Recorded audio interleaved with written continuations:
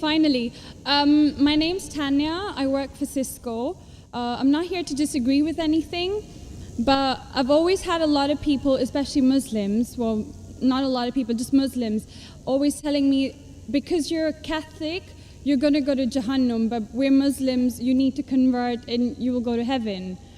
According to me, I'm a good Catholic. I try to be a good Catholic. I don't intentionally commit sin.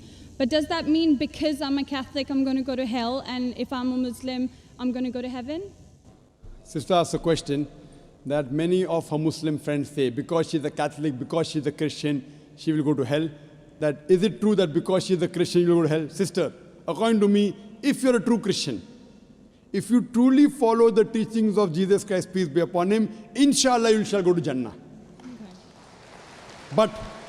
But if you truly follow the teachings of Jesus Christ, peace be upon him, Jesus Christ, peace be upon him, said, seek ye the truth and the truth shall free you. Correct? Now, what you are following, I don't know. Are you following your church or are you following Jesus Christ, peace be upon him? If you are following your church, the chances of going to Jahannam is very high. If you are following Jesus Christ, peace be upon him, inshallah, you shall go to Jannah. Now, if you read the Bible, there are sayings of Jesus Christ, peace be upon him. I don't know how much you are well versed with the Bible. Now, all the sayings of Jesus Christ, peace be upon him, are in red letter. Are in red letter. Yeah. Sister, do you believe Jesus to be God? Well, I'm a bit confused about that, so I'm not going to get into that. No, I'm asking yes or no. Well, confused God. No, it's not confusion, but I don't want to answer something I don't know. And it's not funny. I'm not saying you know or not. Sister, I'm not saying you know or not. What do you believe, I'm asking? No, I do believe he's God. Yes, yes, I that's do. it. I'm not saying what you know. You may not be able to prove it. Yeah, fine. I do. Sister, I'd like to tell you one thing. Islam is the only non-Christian faith which makes it an article of faith to believe in Jesus Christ, peace be upon him. No Muslim is a Muslim if he does not believe in Jesus Christ, peace be upon him. We believe that he was one of the mightiest messengers of God. We believe that he was born miraculously without any intervention. We believe that he was the Messiah, translated Christ. Yes. We believe that he gave life to the dead with God's permission. We believe that he healed those born blind lepers with God's permission. The Christians and the Muslims, they are going together. But one may ask, where is the parting of ways?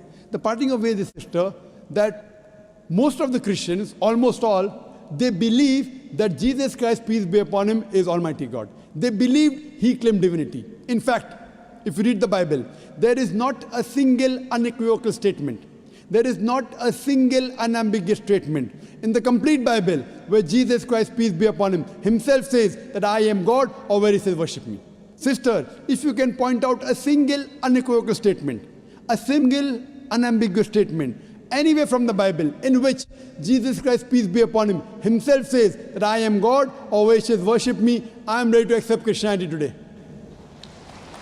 In fact, if you read the Bible, I'm not talking about you accepting I'll come to it. Or not. I'm not. I got my answer already. I'm giving you, yes. I got my answer. You got half the answer, I'm giving the complete answer, okay. inshallah. You can go ahead. You got half the answer. Okay. I told you that if you're a true Christian, you shall go to Jannah. Yes. You don't know what a true Christian is. I'm giving you information about true Christian is. If you read the Bible, Jesus Christ, peace be upon him, said in the Gospel of John, chapter number 14, verse number 28, my Father is greater than I. Gospel of John, chapter number 10, verse number 29, my Father is greater than all. Gospel of Matthew, chapter number 12, verse number 28, I cast out devils with the Spirit of God. Gospel of Luke, chapter number 11, verse number 20, I with the finger of God cast out devils. Gospel of John, chapter number 5, verse number 30, I can of my own self do nothing. As I hear, I judge, and my judgment is just. For I seek not my will, but the will of my Father. Anyone who says, I seek not my will, but the will of Almighty God is a Muslim. So Jesus Christ, peace be upon him, submitted his will to God. He was a Muslim. He never said he was God. It's clearly mentioned in the Gospel of John, chapter 14, verse number 24. Jesus Christ, peace be upon him, says that the words that you hear are not mine, but my Father's who has sent me. And it's clearly mentioned in the book of Acts, chapter number 2, verse number 22. Ye men of Israel, listen to this. Jesus of Nazareth, a man approved of God amongst you by wonders and miracles and signs, which God did by him, and you are witness to it. So Jesus Christ is a man approved of God amongst you by wonders and miracles and signs, which God did by him, and you are witness to it. So from the Bible we come to know that Jesus Christ was one of the most beloved messengers of Almighty God. We love him, we respect him. Do we follow his teachings? If you compare what Jesus Christ, peace be upon him, said in the Bible, I told that yesterday, that we Muslims, we follow more of the teachings of Jesus Christ, peace be upon him. Jesus Christ, according to the Gospel of Luke, he was circumcised on the 8th day. We Muslims are circumcised, most of the Christians aren't. Jesus Christ, peace be upon him, said, you have to follow each and every law. Gospel of Matthew chapter 5, verse number 17. Everything of the Old Testament, you can't break one law, a dot or a tittle. As I mentioned in my speech, it's mentioned in the book of Deuteronomy chapter 14, verse number 8, in the book of Isaiah chapter 65, verse 2 to 5, and the book of Leviticus chapter number 11, verse number 7 to 8, that you should not have pork. We Muslims don't have pork, but most of the Christians have pork.